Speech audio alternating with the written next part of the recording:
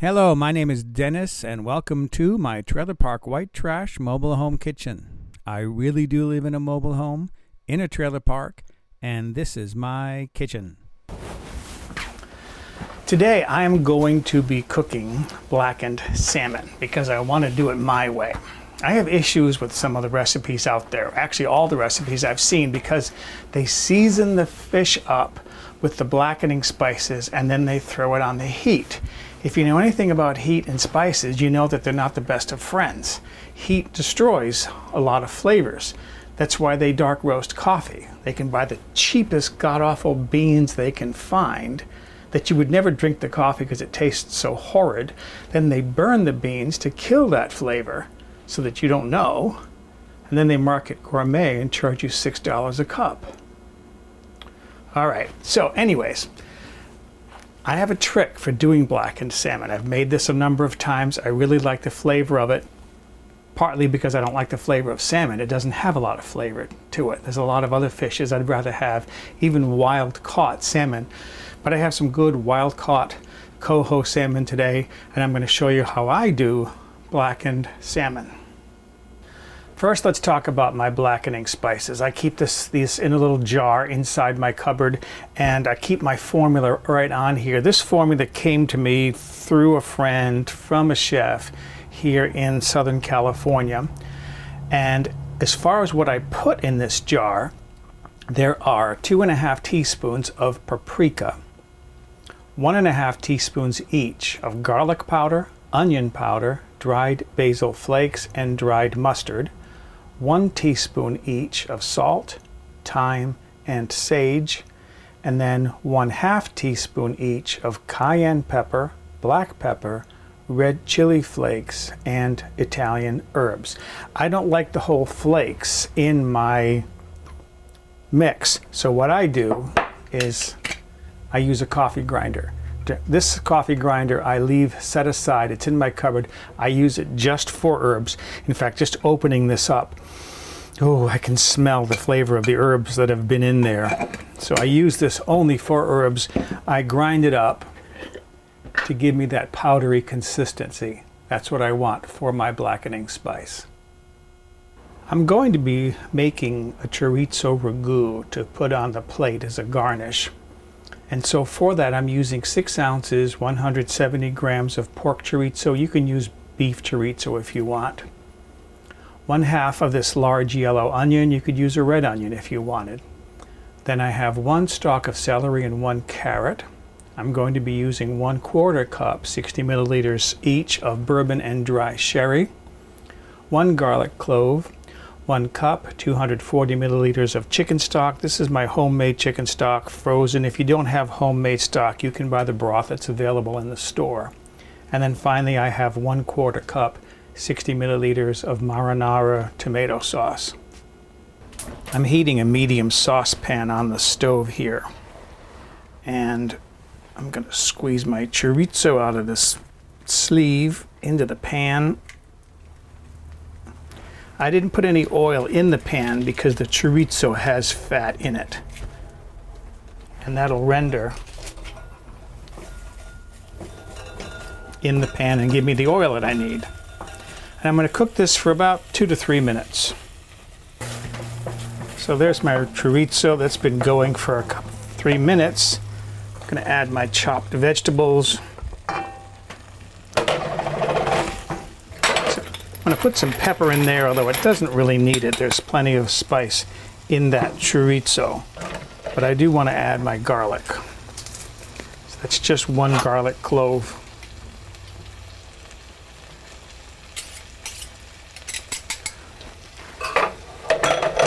And I'm only going to sweat my vegetables here for less than a minute.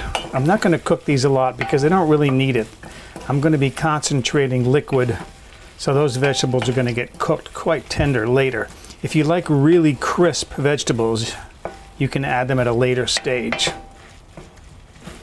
Okay, so those have had a chance to sweat for less than a minute, just enough to help get the flavors out of them. Now I'm going to add, I mentioned 1/4 cup each. I'm going to just put a splash of dry sherry and a splash of bourbon in there. and then bring my heat up a little bit, bring this to a boil, and then I'm going to reduce that down to where most of that liquid has evaporated. Most of my liquid now has evaporated from the liquor. I'm going to put my frozen stock in there. That will, of course, melt in that pan. And once that does, I want to reduce that liquid down to about 1/3 of its volume. What I want is a sauce, not a soup. All right, this has thickened down quite a bit. My last step here is to put my spaghetti sauce, my marinara sauce in there. And speaking of spaghetti sauce, a ragu with the accent mark over the U slanting top to the left. I believe in French that's a accent grave. That kind of a ragu is a chunky sauce, whereas a smooth sauce is a marinara. And then ragu with the accent aigu, the accent slanting top to the right, is the spaghetti sauce they serve they sell in the grocery store, which has about as much relationship to a true ragu as hamburger does to filet mignon. And then ragout is a French word for chunky stew. All right, I'm going to taste this now for salt. Typically this doesn't need any salt, but I just want to check it.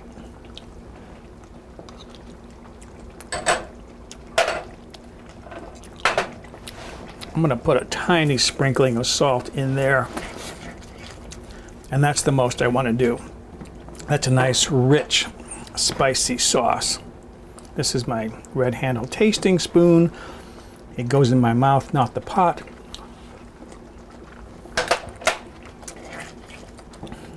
Okay, that's fine. I'm just going to cook that for a minute or two, just to cook that sauce down a little bit more. And then I'm going to cover that, set it aside, and I'm done with my ragu. Let's talk about our salmon. This is a roughly 1.5 pound fillet of wild caught coho salmon. I won't eat farmed salmon. I think it's awful. If you feel any finger bones in there, like there's one, I can just see it right there. I call them finger bones sometimes. It's these long, slender bones. You can just grab it with a pair of pliers, clean pair of pliers, and just kind of lift it out. I'm feeling for more bones. I got one right there. Like so. And then it's a lot easier to turn this over if it's cut up. So I'm going to cut this up into what would be about 4 servings. And then a longer piece down at the end, because this will be easier to turn over. This is where I do something a little bit differently than all the recipes I've seen on the internet and in books. At this point, they season the fish, throw it in a hot skillet. So what I'm going to do, got my little salt cellar here that a dear friend gave me. I'm just going to salt the fish on the fleshy side. There's a skin side. No point in salting that because the skin's going to come off. And then I'm going to cook it this way, and I'm going to add the spices partway through the cooking. You'll see when I do that. Okay, I've been heating a griddle here on the stove. This is an aluminum griddle with a non-stick coating on it.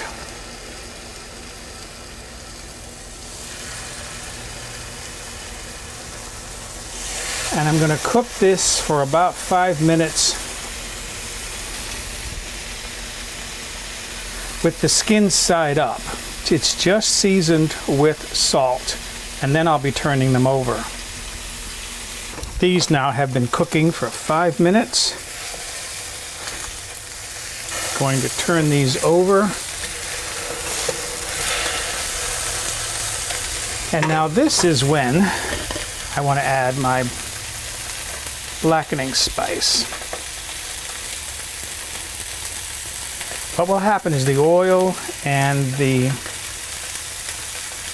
heat will get to that spice and the oils in it and start them releasing their flavors, those spices. But there's not so much heat on this that it's going to destroy. It's not going to destroy the flavor of those spices. It's just going to bring out the flavors and season my fish. So I'm going to let these go another 5 minutes and then we'll be ready to serve. How I would plate this is put a nice big piece of fish on the plate. Dress that with some fresh lemon juice. Like so. With all that spiciness on there, the lemon juice will add some freshness.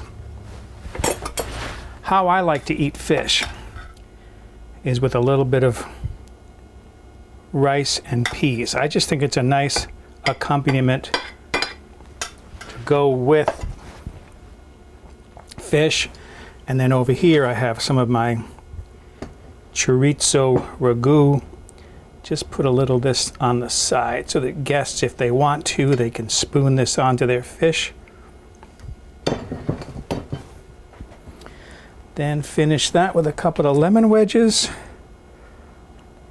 And there you are, blackened salmon with chorizo ragu.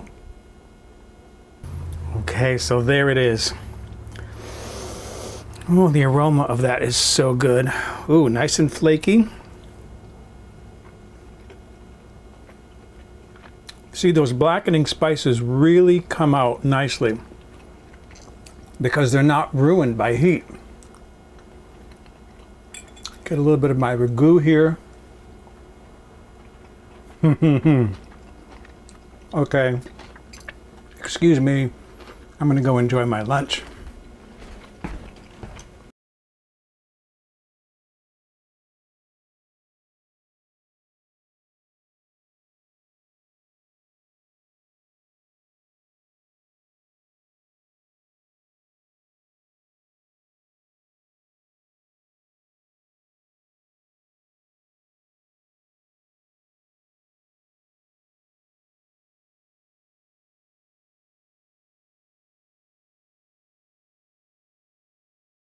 For a printable PDF copy of this recipe with step-by-step photographs, visit the White Trash Cooking website and look on the home page or in the recipe archive.